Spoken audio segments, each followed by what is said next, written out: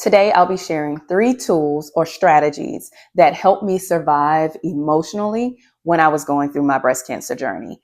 And this isn't any fluff. This isn't anything that you have to pay for. It doesn't cost you anything. It's literally things, real things that I did that helped me stay grounded, even when I was going through the hardest days.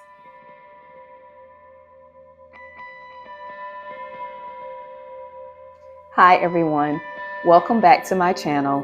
If you're new here, I'm Zacobia and I wear many hats, many titles, but what probably brought you to my channel in particular is the fact that I'm a breast cancer survivor. So welcome to my channel and let's get into it. So today I'm going to be talking about 3 strategies, and this isn't in any particular order or anything like that. It's just 3 things that I want to share that helped me get through when I was going through those hard days. Okay, number 1 is that I basically scheduled worry time and prayer time. And so you're probably wondering, what does that mean? Well, I basically gave myself time to acknowledge my fears, gave myself time to just basically process what I was going through. And I've talked about this before in other videos. It's so easy to, almost kind of like, feel guilty about feeling the way that you feel. And even people around you, your friends and all of that, if you share that stuff with them, a lot of times they're going to say, don't feel like that. And so I gave myself time to be in that space, to worry, to fear, just with no guilt, no shame, just me and my own feelings, and what it was that I was going through. Then, because there is a then I took time to find out, what does the word say? What does scripture say about what it was that I was feeling? So whether it was fear, whether it was anxiety, I wanted to know specifically, what did God say about that? What did the word say about that? And then I focused on those scriptures and I prayed specifically about whatever that was I was going through. And so sometimes I prayed those prayers and those scriptures out loud. Sometimes I did it in silence. It was me and God in that personal time, in that personal space, to get through and navigate what it was that was, essentially trying to consume me, that I wasn't going to allow to do that. Essentially, I had to give anxiety and fear its own space so that, like I said, it didn't take over and it didn't consume my thoughts, my everyday feelings. It didn't come in and take over everything. I did this because, what I was feeling was real. I've said it before and I'll keep saying it. Whatever you're feeling is real and it's valid. But again, we also can't stay in that space. And so it was important to allow those allow that separation of, fear and anxiety time or worry time, and then have that separate prayer time as well. This separation in time allowed me to, have that time to acknowledge everything that I was going through, but also had that time where I wasn't worrying about my situation, or I wasn't worrying about my diagnosis, like I said, every minute of the day. That separation of time basically gave me what I felt like was a healthy balance to process and acknowledge what I was going through, but to also be able to armor myself and give myself the tools to get through those feelings and everything that I was going through. Okay, number 2 for me is that I kept doing all the things that I enjoyed doing before the diagnosis. And so even when I was going through active treatment, I kept doing things that I enjoyed doing. I kept doing what I would have been doing, even if I wasn't going through that. And so I still went to my kids' track meets when I was able to. And to be honest, I only missed like 1 or 2 track meets during that time. So I was still, doing everything that I would have normally been doing. And I still went to weddings, my friends' weddings. I went to graduation celebrations. I went to birthday celebrations. I did everything that I would have normally been doing. My head was bald and my wig was terrible. My eyebrows and eyelashes fell out, and I tried to draw eyebrows back on, and that was a hot mess. Even though, all of that was going on, I still didn't let the diagnosis trap me. I didn't let it keep me boxed in to where I felt like this person that, I was ashamed of, or, I couldn't go out looking like this. I still went out there and I still did whatever it was I was doing, looking however it was that I was looking. And thankfully I have, such an amazing circle of family that, even when I wasn't looking my best, they would be like, hey, I got this for you, do this, or hey, try that. Because they knew what I was trying to do. I was trying to keep going. I was trying to keep living, and that was important for me. My everyday life wasn't about the cancer diagnosis. My everyday life was about what was important to me, and that was the connection to, those that I loved and those that I enjoyed doing life with.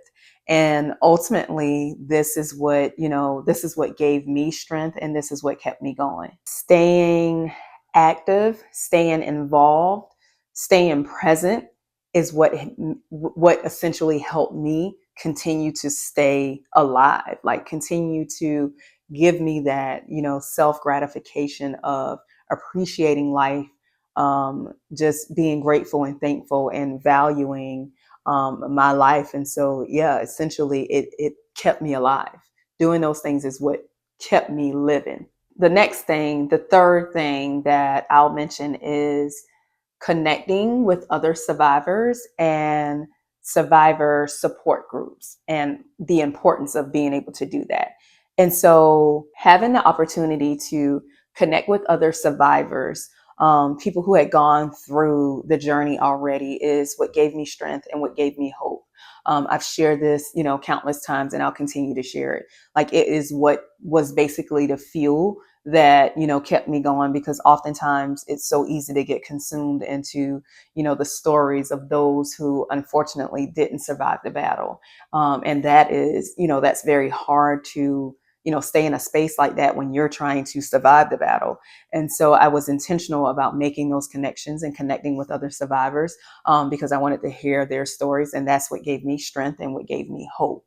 And then connecting with community groups, support groups. That's what basically, that's where you get that sense of, having that understanding, or having someone else that has that understanding, that knows exactly what it is that you're going through.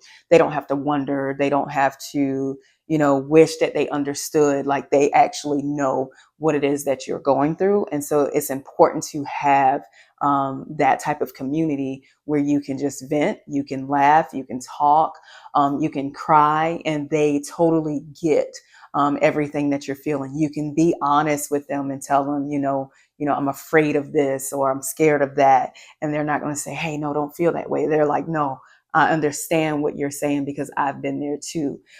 That's so important in being able to just, like I said, just get through those dark days. Like I said, I met women, I met people who truly understood. And if you don't have that yet, I invite you to get that. Like, you have to reach out, go Facebook, go to, these social media outlets, because there's so many groups that have some amazing women in there, some amazing survivor stories, some amazing testimonies.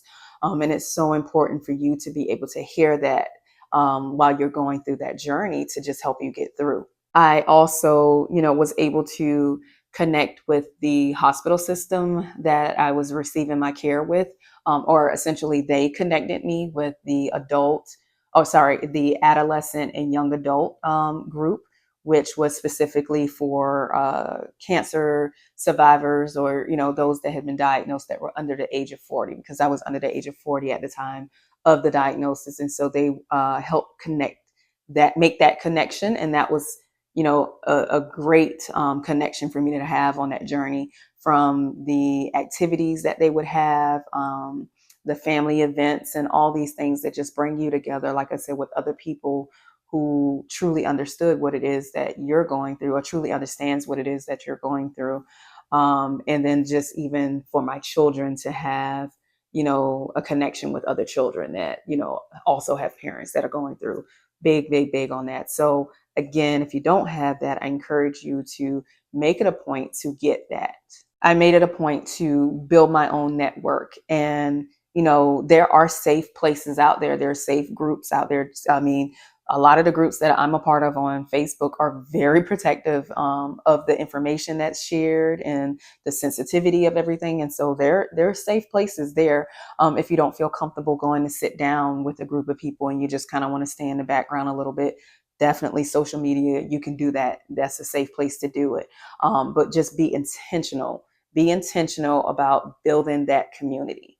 That's what's going to, like I said, be that sounding voice for you when you feel like no one else understands what it is that you're going through. So that is 3 things that help me cope, 3 coping strategies that help me get through, like I said, those dark days on the journey. And so, oh, one more thing. This is a bonus tip for you. Don't be afraid to delete the things that don't serve you well. And I probably have said it before and I'll continue to say it. Delete the things that don't give you strength, that drain you. Don't be afraid to do that. I unfollowed people. I unfollowed anything that was negative that I felt like didn't serve me and serve my soul. So don't be afraid to do that because you don't owe anyone your peace. Okay. So again, that's a bonus tip. So if you have to unfollow, if you have to ignore a few calls, there were times when I ignored calls that I knew like I couldn't deal with that energy in that space that I was in at that time. So don't be afraid to do that. Again, you don't owe anybody else anything. You owe yourself the opportunity to be at peace and be strong mentally and physically to be able to get through what you're going through. So again, little bonus that wasn't part of the 3, but it's something that I want you to be comfortable doing. Okay, so next up, my next video is going to be about building your village. Like we're going to talk about ways to ask for help. And we're also going to talk about how to process when you don't feel like you're getting the support that you would have wanted to receive. And just basically just emphasize the fact that healing takes a team and you're not meant to do this journey alone. All right. So continue to lock in. So if you haven't done so already, I invite you to hit the subscribe button, turn on your notifications, and continue to go on this journey of, just educating and advocating for all of those who are battling a cancer diagnosis. I know my journey is breast cancer, but this information can literally help anyone that's going through.